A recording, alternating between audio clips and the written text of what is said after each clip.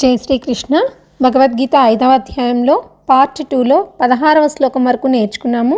శ్రీకృష్ణ భగవానుడు సూర్యుడు ఏ విధంగా అయితే అంధకారాన్ని రూపుమాపి ఈ దృశ్య ప్రపంచాన్ని మనకి కనిపించేటట్లు చేస్తాడో, అదేవిధంగా తత్వజ్ఞానం అంటే యథార్థమైన జ్ఞానం కూడా అజ్ఞానాన్ని అంతరింపచేసేసి పరమాత్మ ప్రాప్తి సిద్ధించేలా చేస్తుంది అని చెప్పినారు. ఇప్పుడు మనం నేర్చుకోబోయే శ్లోకాల నుంచి 26వ శ్లోకం వరకు, 17 నుంచి 26వ శ్లోకం వరకు జ్ఞానయోగం ద్వారా పరమాత్మ ప్రాప్తిని కలిగించే సాధనాలేంటి, ఈ భగవత్ ప్రాప్తిని పొందిన సిద్ధ పురుషుని యొక్క లక్షణాలు, వాళ్ళ ఆచరణలు, దాని యొక్క మహత్వ స్థితి, దాన్ని ఉద్దేశిస్తూ శ్రీకృష్ణ భగవానుడు శ్లోకాలు చెప్తున్నారు. తద్బుద్ధయస్తదాత్మానస్ తన్నిష్ఠాస్తత్పరాయణాః గచ్చంత్య పునరావృత్తిం జ్ఞాననిర్ధూతకల్మషాః. తద్బుద్ధయస్తదాత్మానస్ అంటే ఇక్కడ ఆ రూపమును పొందిన తద్రూపమును, ఆ తద్రూపమును అంటే ఎటువంటి రూపము అనేది మనం వివరంగా తెలుసుకుందాం.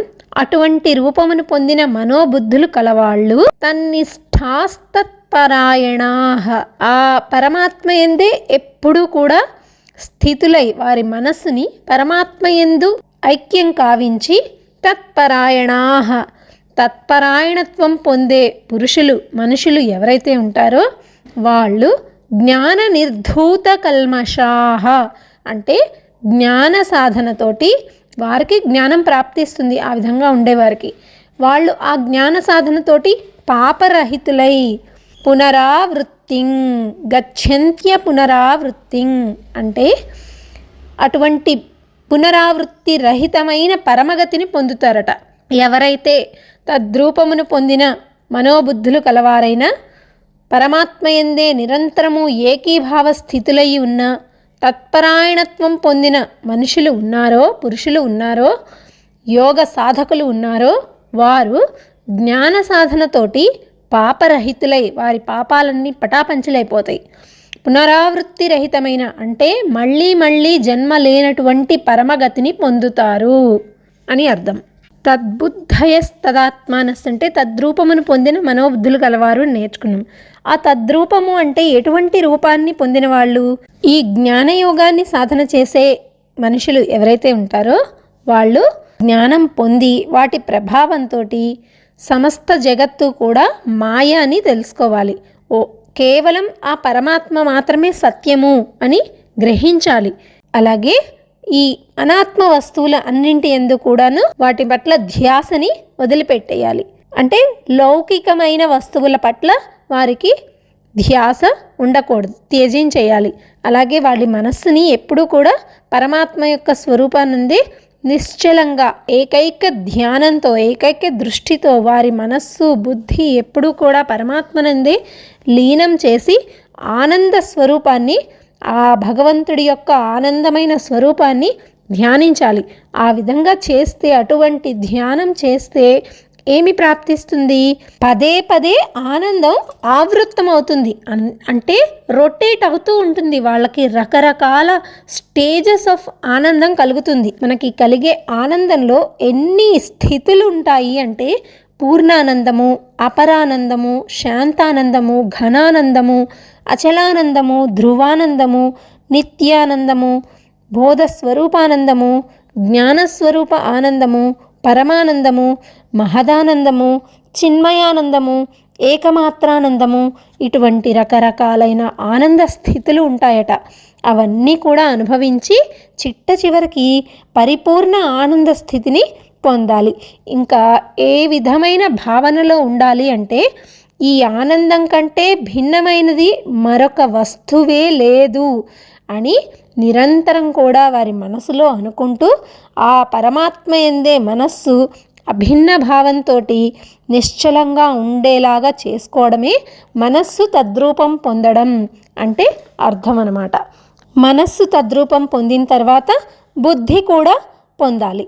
ఏ విధంగా అంటే మనస్సు అటువంటి స్థితిని, పరిపూర్ణ ఆనంద స్థితిని పొందిన తర్వాత బుద్ధి ఖచ్చితంగా పరమాత్మ స్వరూపం పట్లే నిలుస్తుంది. ఆ తర్వాత ఆ స్వరూపాన్ని అవిచ్ఛిన్నంగా ధ్యానిస్తూ ఉంటే బుద్ధి ప్రత్యేక స్థితిని, దాని యొక్క స్థితిని కోల్పోయి ఆ పరమాత్మనందే ఏకత్వం పొందుతుంది. ఇటువంటి స్థితిని బుద్ధి కూడా తద్రూపం పొందడం అని చెప్పవచ్చు. తర్వాత తన్నిష్టాస్తత్పరాయణ అని నేర్చుకున్నాం కదా. ఆ పరమాత్మ ఎందే నిరంతరం ఏకీభావ స్థితులయ్యి తత్పరాయణత్వాన్ని పొందే మనుషులు అని చెప్పుకున్నాం. ఇక్కడ ఆత్మ పరమాత్మ మధ్య భేదం ఉంది అనే భ్రమ ఏర్పడడానికి ముఖ్యమైన కారణం ఏంటి? మన మనస్సు, మన బుద్ధి.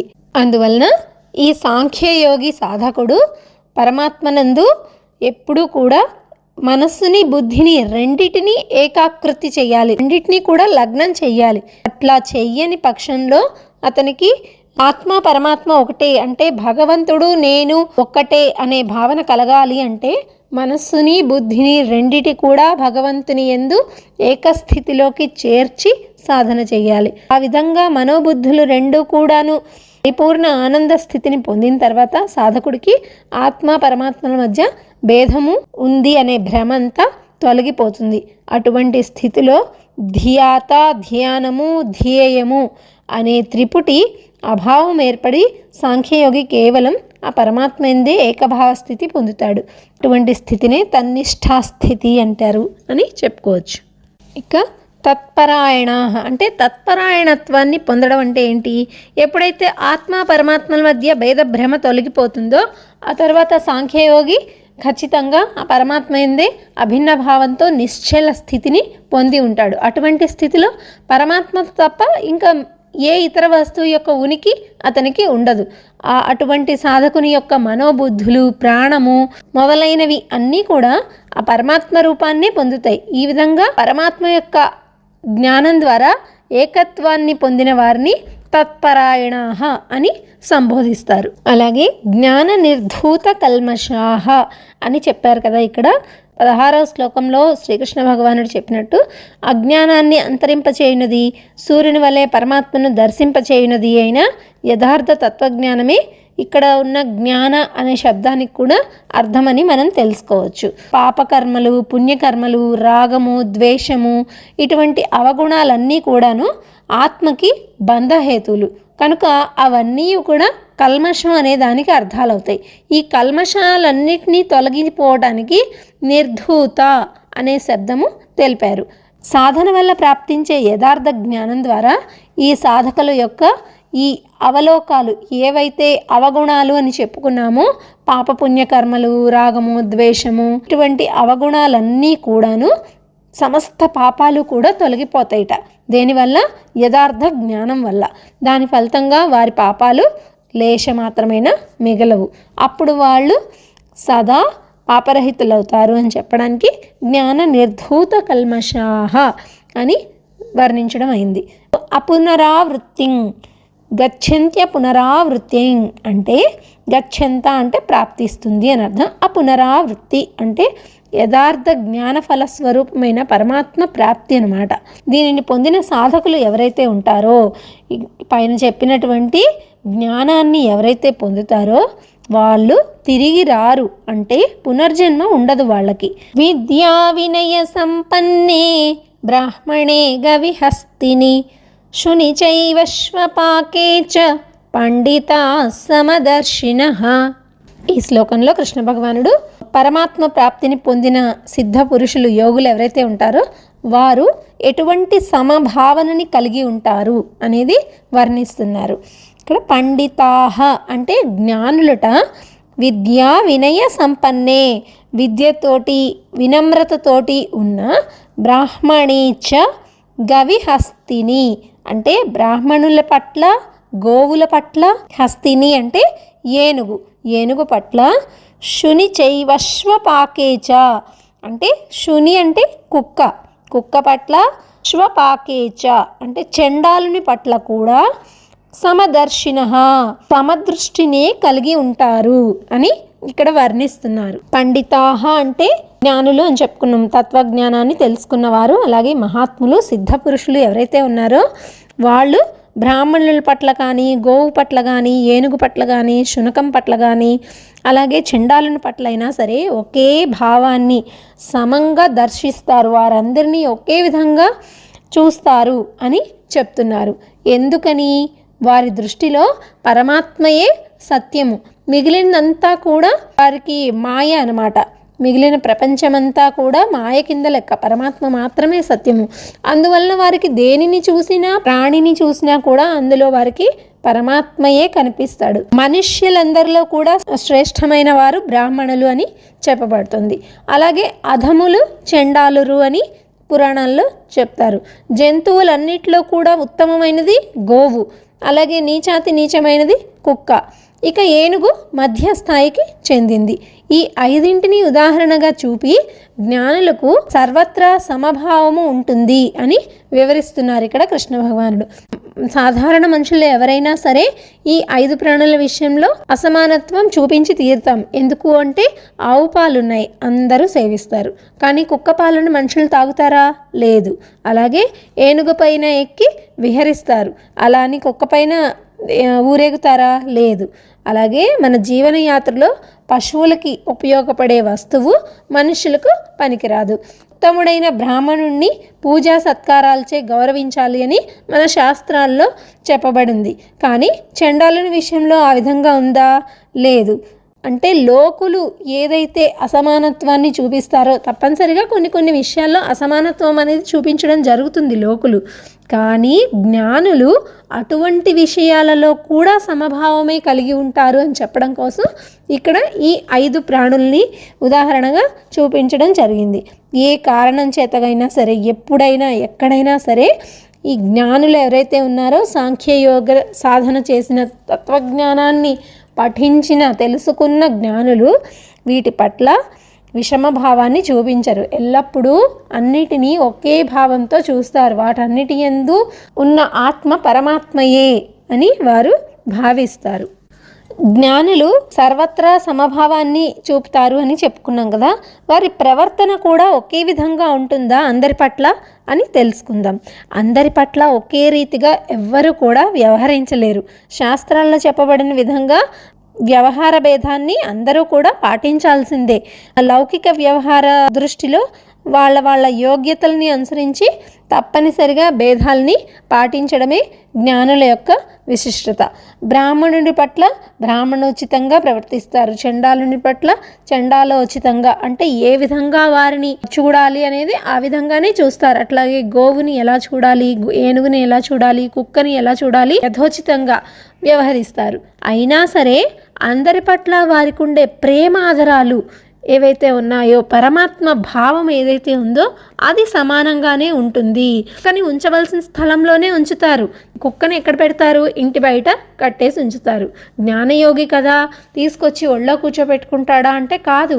ఏనుగుని ఎక్కడ ఉంచాలి, గోవుని ఎక్కడ ఉంచాలి, వాటి స్థలాల్లో వాటినే ఉంచుతారు. లౌకికమైన వ్యవహారంలో ఎలా వ్యవహరించాలో అలాగే వ్యవహరిస్తున్నా వాటి పట్ల ఏదైతే ప్రేమ చూపిస్తారో, వాటి పట్ల పరమాత్మ భావం ఏదైతే ఉంటుందో, జంతువే కదా, ఇదో పూట తినకపోతే ఏమి అనుకోరు. అందులో కూడా పరమాత్మని చూస్తారు.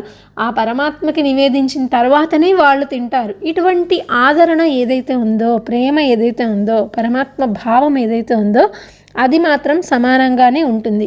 ఎట్లా అయితే శరీరానికి తల, చేతులు, పాదాలు మొదలైనవన్నీ రకరకాల అంగాలు ఉన్నాయి మనకి, అలాగే సమాజానికి కూడా బ్రాహ్మణులు, క్షత్రియులు, వైశ్యులు, శూద్రులు ఇటువంటి రకరకాల కులాలు, జాతులు ఉన్నాయి. మన శరీర భాగాల్లో వేటి ప్రాముఖ్యత వాటికే ఉంది.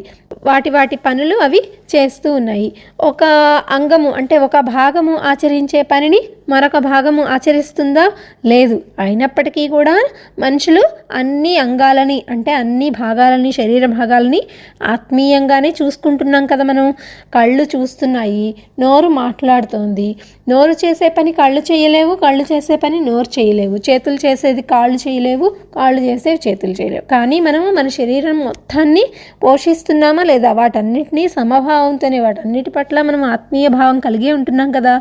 అదేవిధంగా సాంఖ్యయోగి అందరి పట్ల ప్రేమాదరముల విషయంలో మరియు అలాగే ఆత్మీయత విషయంలో కూడా వారికి అసమాన స్థితి అనేది ఉండదు. అందరినీ సమానంగా చూస్తారు.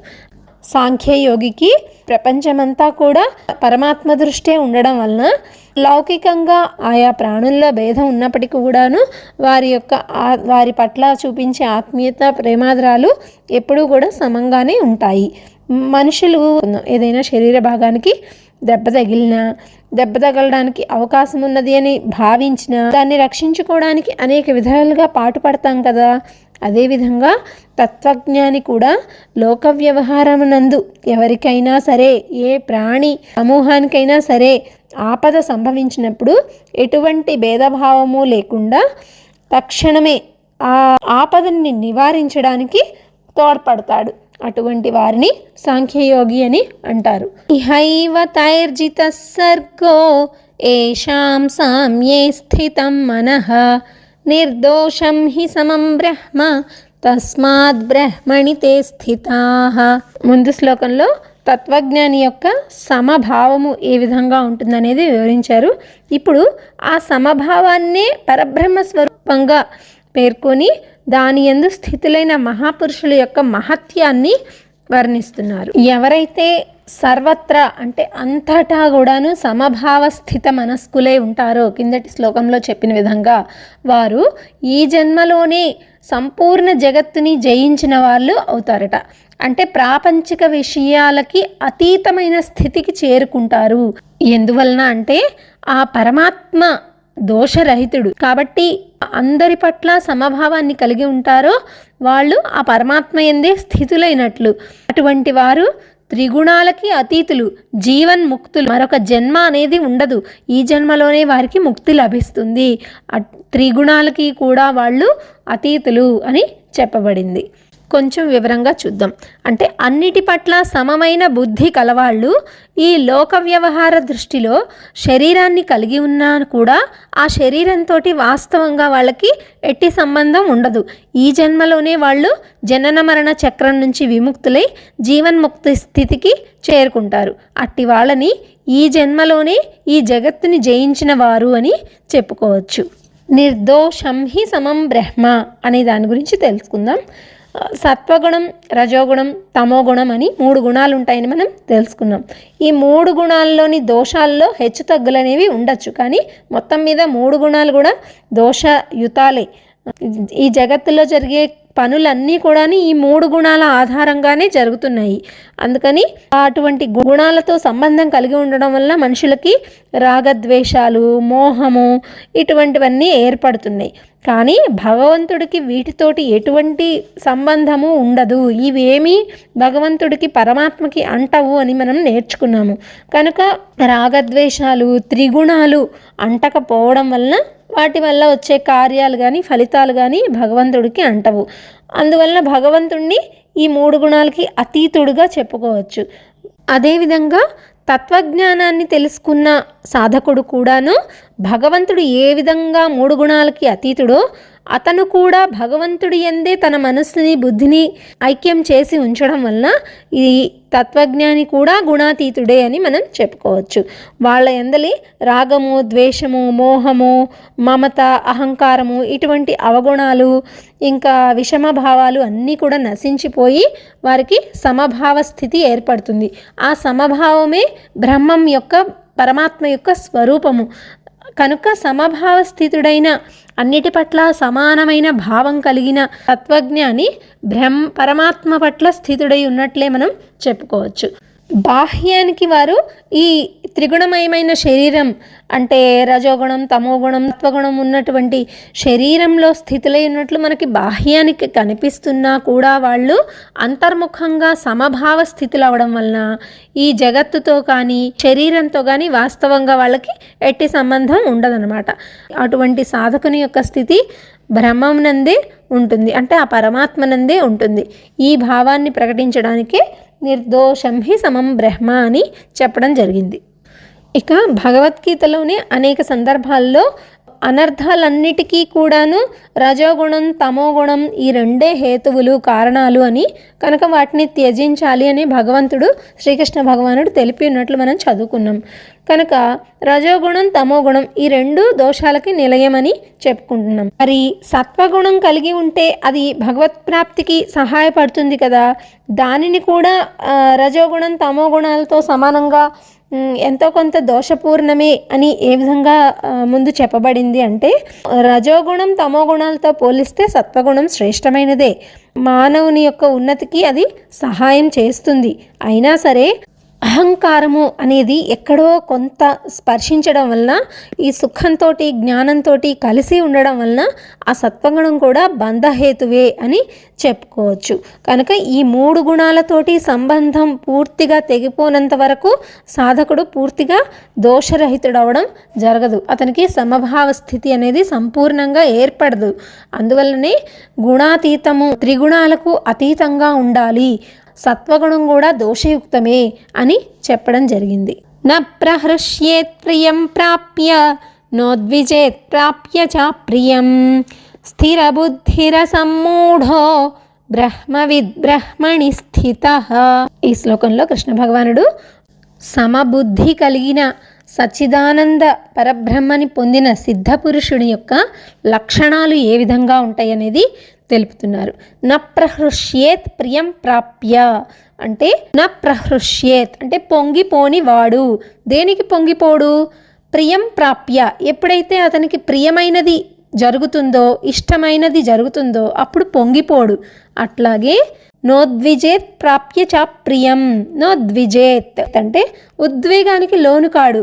అప్రియం చాప్రియం అంటే ఎప్పుడైతే అప్రియము అతనికి ఇష్టం లేనిది జరుగుతుందో అప్పుడు ఉద్వేగానికి లోని కాడు. అలాగే స్థిర బుద్ధిర సమ్మూఢో అంటే నిశ్చలమైన బుద్ధి కలవాడు. సమ్మూఢో మోహ వివశుడు కానివాడు. బ్రహ్మవిద్ బ్రహ్మణి స్థితః ఎట్లా ఉంటాడట?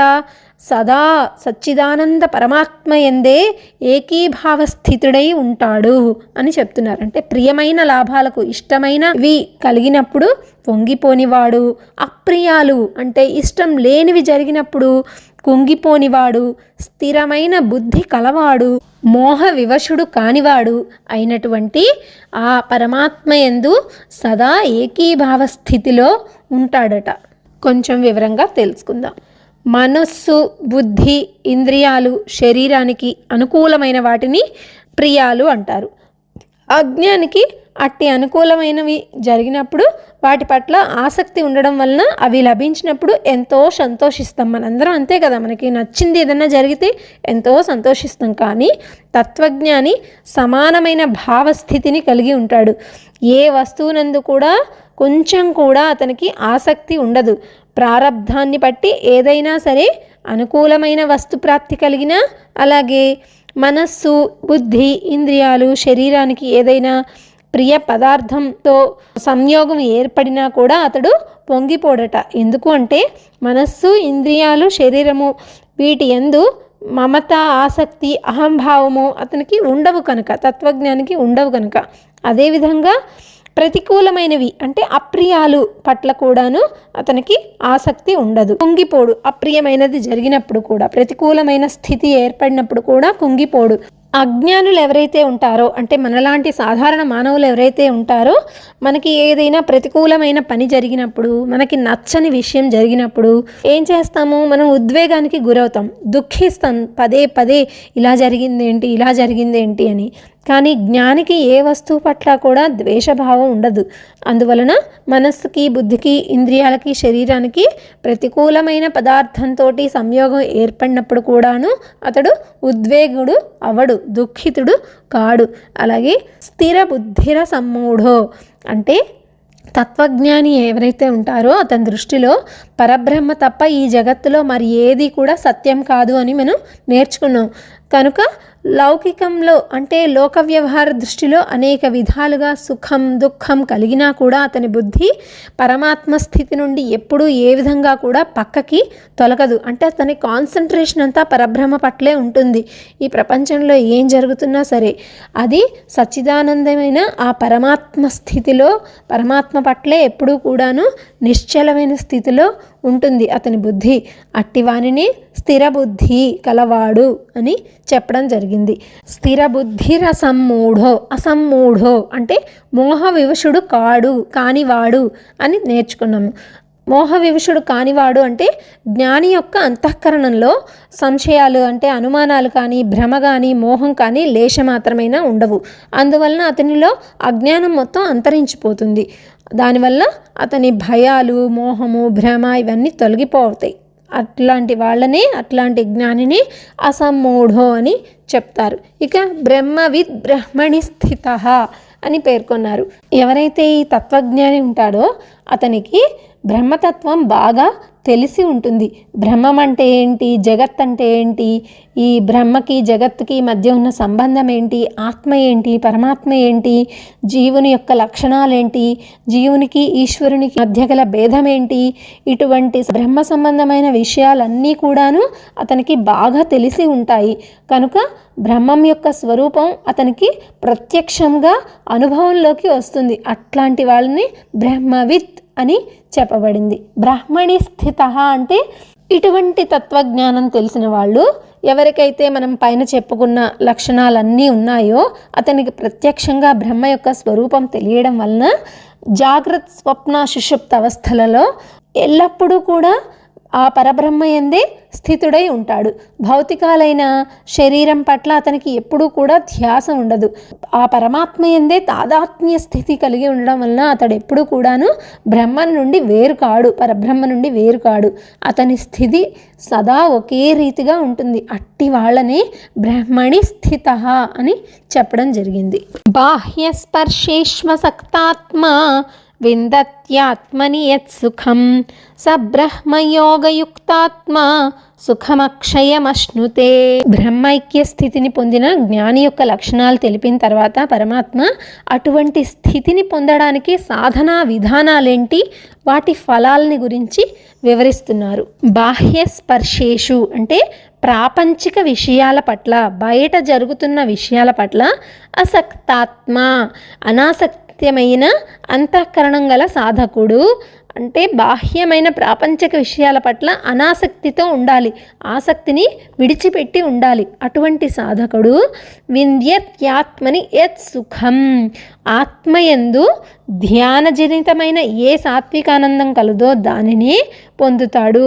తన ఆత్మలో ఎటువంటి ధ్యానము కలిగిన సాత్విక ఆనందం కలుగుతుందో దాన్నే పొందుతాడు.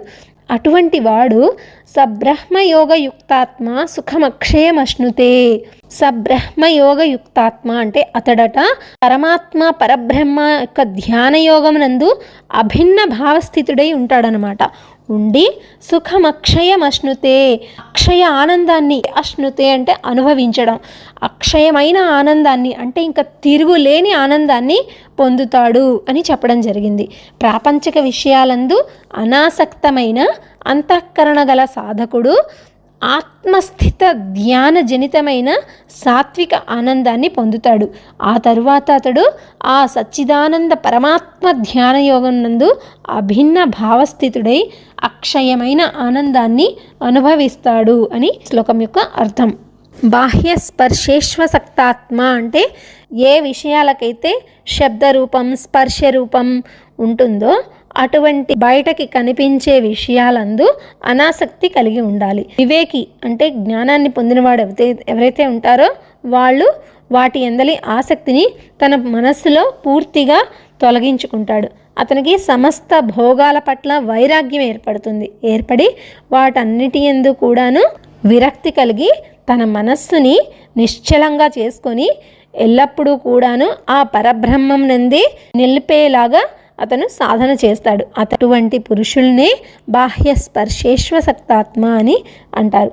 ఆత్మానందాన్ని పొందడం అంటే అంతఃకరణ అనమాట. ఇక్కడ ఆత్మ అనే శబ్దానికి అంతఃకరణము అని అర్థమని మనం తెలుసుకోవాలి. అంతఃకరణంలో సర్వవ్యాపి అయిన ఆ పరమాత్మ స్థితిని సాధకుడు దర్శిస్తాడు. అంటే తన మనసులోనే ఈ శరీరంలో ఉన్నది పరమాత్మనే అని దర్శించుకుంటాడు. అట్టి పరమాత్మని సతతము ఎల్లప్పుడూ కూడా నిరంతరము ధ్యానిస్తూ ఉండడం వలన కలిగే ఆనందాన్ని అనుభవించడమే సాత్విక ఆనందాన్ని, ఆత్మానందాన్ని పొందడము అని చెప్పాలి. ఇంద్రియ భోగాలనే సుఖాలని భావించే వాళ్ళకి ఇటువంటి ధ్యానజనితమైన సుఖము లభించదు. ఇటువంటి ధ్యానం అసలు చేయలేరు. ఇంద్రియ భోగాలనే సుఖాలు అని భావించేవారు. ప్రాపంచిక భోగాలందు, ప్రాపంచిక విషయాల ముందు నిజమైన సుఖం లేనే లేదు. ఆ సుఖం కేవలము క్షణికమైనది, అంటే టెంపరరీ అని చెప్పచ్చు మన భాషలో చెప్పాలి అంటే. వైరాగ్య సుఖం దానికంటే చాలా గొప్పదనమాట. వైరాగ్య సుఖం కంటే గొప్పది ఆ పరబ్రహ్మని పొందే సుఖం. అట్టి అనుభవాన్ని పొందడమే ఆత్మానందాన్ని పొందడము అని ఈ శ్లోకంలో చెప్పబడింది. ఇక్కడ అక్షయానందము అని కూడా చెప్పబడింది. సుఖం అక్షయమశ్నుతే. అక్షయ ఆనందము అంటే ఆ పరమాత్మ ఎటువంటి వాడు? శాశ్వతము. పరమాత్మ అనేది శాశ్వతం. అతని రూపమే అక్షయ స్వరూపం. నిరంతరము అట్టి పరమాత్మని ధ్యానిస్తూ అభేద భావంతో తాదాత్మ్యం పొందడం అంటే పరమానందాన్ని పొందడమే అక్షయ ఆనందాన్ని అనుభవించడం అని చెప్పచ్చు. ఇటువంటి అక్షయ సుఖంతో పోల్చదగిన సుఖం ఈ లోకంలో, ఈ జగత్తులో మరొకటి లేనే లేదు. ఈ ప్రాపంచిక భోగాలతో వచ్చే సుఖం అనేది క్షణికము. అది అసలు సుఖమని మనం చెప్పకూడదు.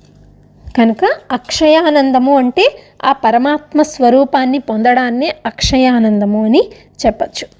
ఏ సంస్పర్శజా భోగా దుఃఖయోనయ ఏవతే ఆద్యంతవంతః కౌంతేయ నతేషు రమతే బుధః. విషయ ఇంద్రియ సంయోగం వలన మనకి కలిగే భోగాలన్నీ కూడా భోగలాలసులకు, ఎవరైతే భోగాన్ని అనుభవించాలని ఆశిస్తారో వాళ్ళకి సుఖాలుగా కనిపించినా కూడా అవి నిస్సందేహంగా దుఃఖానికి దారితీసేవే అవుతాయి. ఆది అంతాలు కలిగి ఉన్నవి అవి అనిత్యాలు. కనుక ఓ అర్జున, ఎవరైతే వివేకి ఉంటాడో అతడు ఇటువంటి వాటి పట్ల ఆసక్తి కలిగి ఉండడు అని చెప్తున్నారు. ఏహి సంస్పర్శజా భోగా, ఏ భోగాలైతే విషయ ఇంద్రియ సుఖాలు ఉంటాయో అవి భోగలాలసులకు నిస్సందేహంగా దుఃఖయోనయ ఏవతే, దుఃఖహేతువులే అవుతాయి. ఆద్యంతవంతః కౌంతేయ, కౌంతేయ అంటే అర్జున అని అర్థము. ఆద్యంతవంతః అవి ఆది అంతాలు కలిగినవి, అంటే అనిత్యాలు, నిత్యమైనవి కాదు, క్షణికంగా ఉంటాయి అటువంటి సుఖాలు. అటువంటి దుఃఖమైనా సరే సుఖమైనా సరే భోగాలు క్షణికంగా ఉంటాయి. నతేషు రమతే బుధః, ఎవరైతే వివేకి ఉంటాడో, బుధః అంటే వివేకజ్ఞుడు, వాటి పట్ల రమించడు, ఆసక్తి కలిగి ఉండడు అని చెప్తున్నారు.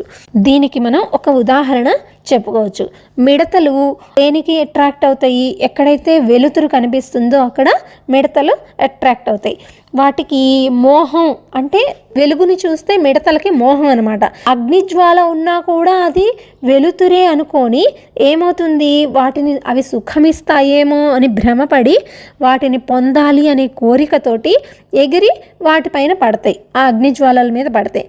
అప్పుడు ఏమవుతుంది, అగ్నిజ్వాలలకి అవి మాడి మసైపోతాయి, భయంకరమైన తాపాన్ని అనుభవించాల్సి వస్తుంది. అదేవిధంగా అజ్ఞానులు కూడా భోగాలన్నిటినీ సుఖం మనకి ఇచ్చేవే అని భావించి వాటి పట్ల ఆసక్తితోటి ఆ సుఖాల సుడిగుండంలో పడిపోయి చివరికి దుఃఖాన్ని పొందుతూ ఉంటారు. కనుక అజ్ఞానులు ఈ విషయాలన్నిటినీ సుఖహేతువులుగా భావించడం వలన వాటిని అనుభవించాలి అనే ఆసక్తి వాళ్ళల్లో అధికమవుతుంది, పెరుగుతూ ఉంటుంది. ఆ ఆసక్తి కారణంగా ఏం జరుగుతాయి, వాళ్ళల్లో కామము, క్రోధము ఇటువంటి వికారాలన్నీ వస్తాయి. వాటి ప్రభావంతో అనేక విధమైన దుర్గుణాలు వస్తాయి.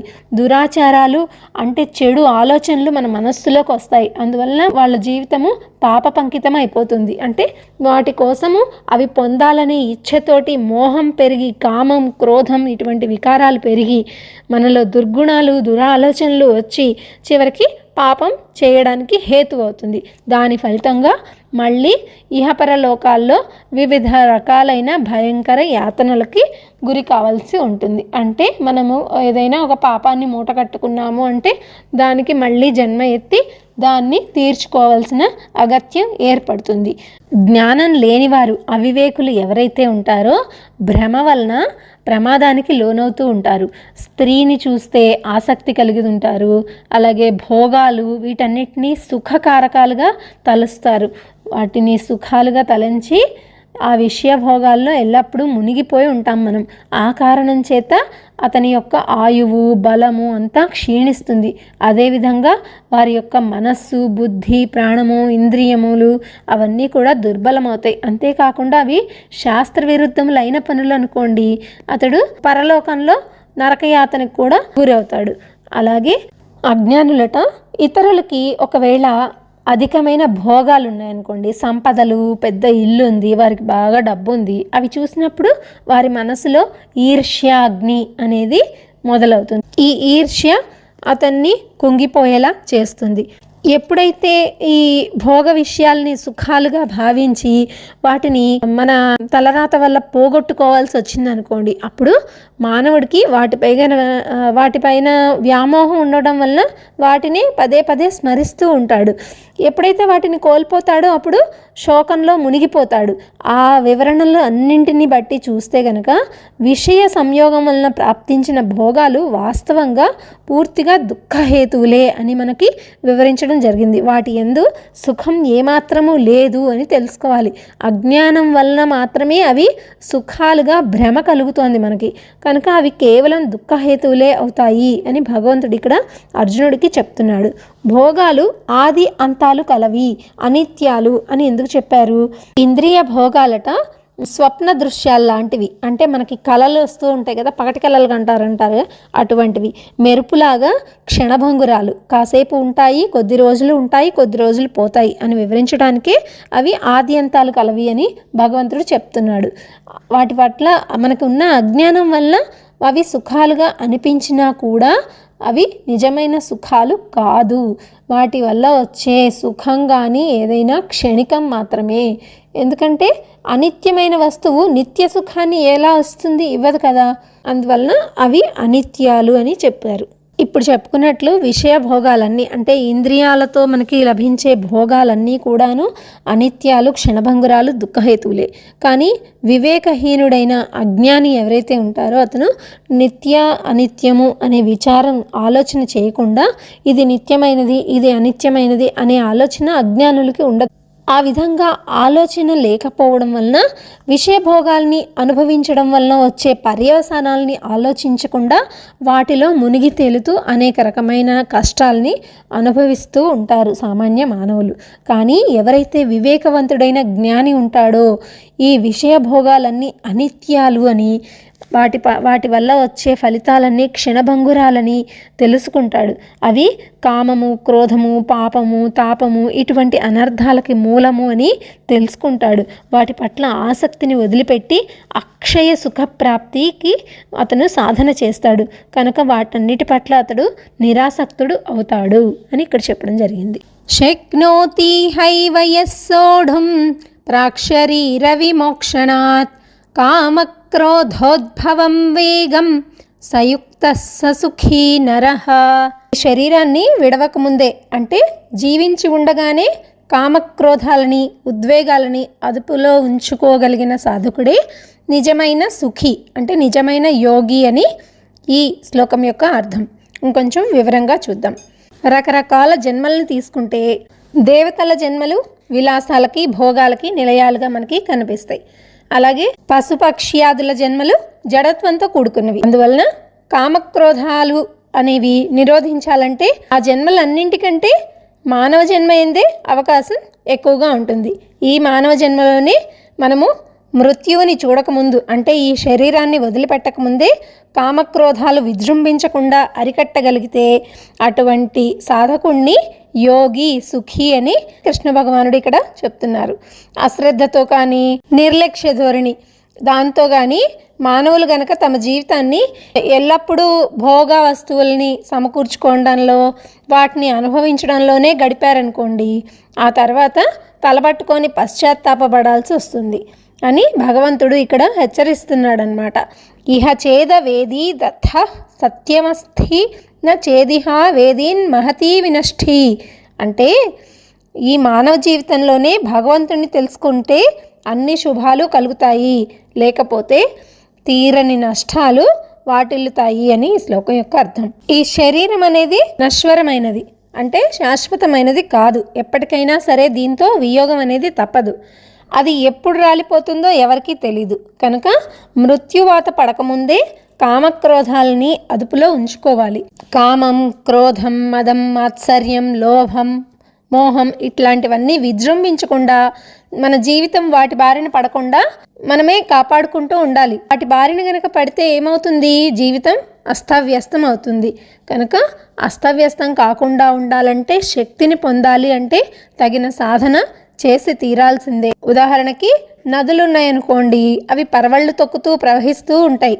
కానీ నదులన్నీ సముద్రంలో కలిసిన తర్వాత వాటి పేర్లన్నీ పోతాయి, సముద్రంగానే పిలుస్తారు వాటిని. అట్లాగే విజృంభిస్తూ ఉన్న కామము, క్రోధము, మిగిలిన శత్రువులు ఏవైతే ఉన్నాయో సాధకుడు తన నిగ్రహము అనే సముద్రంలో విలీనం చేసుకోవాలి. చేసుకుంటే అప్పుడు అవి మటుమాయమైపోతాయిట. ఆ విధమైన సాధనా ప్రయత్నం చేయాలి. కామక్రోధాలు విజృంభించడం అంటే ఏంటి? స్త్రీ పురుషుల సంయోగం, సంతానం కావాలి, ధనం కావాలి, వస్తు లాభాలు కావాలి, స్వర్గాది సుఖాలు కావాలి, ఇంద్రియపరమైన సుఖాలు కోరుకోవడం, వాటి పట్ల ఆసక్తి కలిగి ఉండడం, వాటిని పొందాలి అనే కోరిక కలిగి ఉండడం, వీటిని కామం అంటారు. దాని ఫలితంగా అంతఃకరణంలో అంటే మానసికంగా కలిగే ఆలోచన ప్రవాహం ఉంటాయి చూడండి, వాటినే కామం విజృంభించడం అంటారు.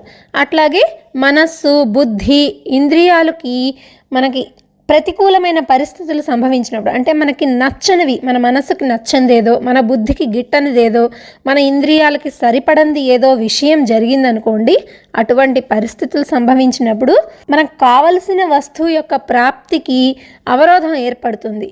ఆ పరిస్థితులకి కారణమైన వస్తువుల పట్ల కానీ, అలాంటి సిట్యుయేషన్ జరగడానికి కారణమైన మనుషుల పట్ల కానీ, ప్రాణుల పట్ల మనకి ద్వేషభావం ఏర్పడుతుంది. అప్పుడు అలాంటి సమయంలో మన మనస్సులో, అంతఃకరణంలో కలిగే ఉద్వేగాన్ని క్రోధము అంట.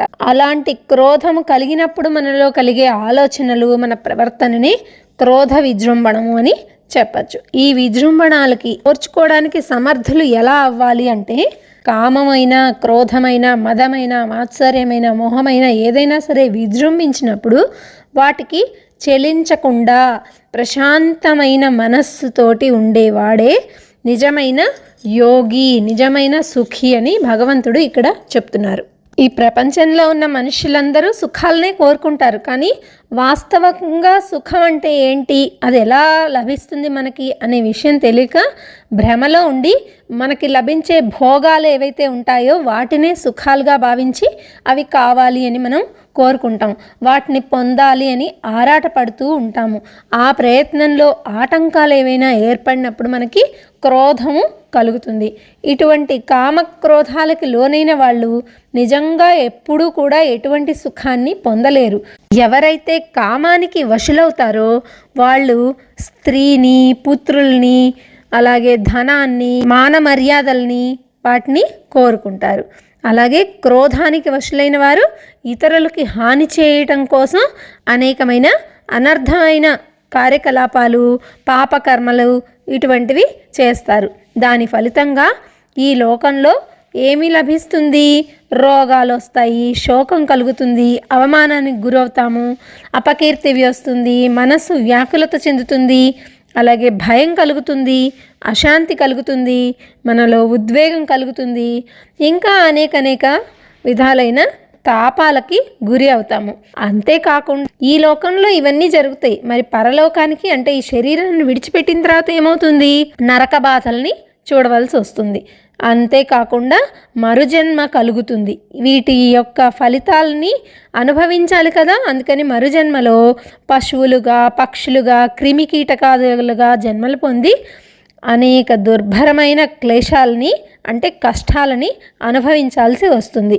ఈ విధంగా ఏ మాత్రం సుఖాలని పొందరు సరికదా, ఎల్లప్పుడూ కూడా దుఃఖితులే అవుతారు. కనుక భోగాలని దుఃఖహేతువులుగా, క్షణభంగురాలుగా భావించి కామం, క్రోధం అనే ఉచ్చు నుండి తప్పించుకొని వాటిని ఎవరైతే జయిస్తారో వాళ్ళే సదా సుఖీ యోగి అని భగవంతుడు ఇక్కడ చెప్తున్నారు. ఇక శ్లోకంలో ఆఖరి మాట నరహ అని పేర్కొన్నారు. నరుడు అంటే మానవుడు అని తెలుసు, కానీ ఇక్కడ భగవంతుడు ఉపయోగించిన నరహ అనే మాటకి వివరంగా మనం తెలుసుకోవాలంటే ఇప్పుడు మనం ముందుగా చెప్పుకున్న కామం, క్రోధం ఇట్లాంటి దుర్గుణాలని జయించి భోగాల పట్ల విరక్తి పొంది ఎవరైతే ఆ పరమాత్మని పొందుతాడో వాళ్ళే నిజమైన నరుడట. ఆకారం ఉన్నంత మాత్రాన అందరూ నరుడు అయిపోరు. అజ్ఞానంతో మోహితుడైపోయిన మనుషులు ఆసక్తితోటి ప్రలోభాల్లో చిక్కుకుంటారు. అప్పుడు పరమాత్మని మర్చిపోతారు, విస్మరిస్తారు. అటువంటి వాళ్ళు కామక్రోధాలకి వశమైపోయి పశుప్రాయంలాగా, అలాగే పిశాచాల్లాగా ఎల్లప్పుడూ కూడా ఆహారం, నిద్ర ఇటువంటి భోగాల్నే కోరుకుంటాడు. అలాగే కలహాలు, ఎప్పుడూ కూడా ఎవరితోనో ఒకళ్ళతో గొడవ పడడం, వీటిల్లో నిమగ్నం అయిపోయి ఉంటాడు. అటువంటి వాళ్ళని నరుడు అనరు. పరమాత్మని పొందడానికి నిజమైన నరుని గుణాలు, ఆచరణలు లక్ష్యంగా చేసుకొని కామం, క్రోధం ఇలాంటి శత్రువుల్ని జయించి ఉండే సాధకుణ్ణి మాత్రమే నరుడు అని చెప్పారు ఇక్కడ. దీని తర్వాత శ్లోకంలో ఇప్పుడు మనం ముందు చెప్పుకున్న యోగి సుఖి అని ఎవరినైతే చెప్పామో అటువంటి సాంఖ్యయోగి యొక్క సాఫల్య పరిణామ స్థితిని వర్ణిస్తున్నారు. సర్వం శ్రీకృష్ణార్పణమస్తు.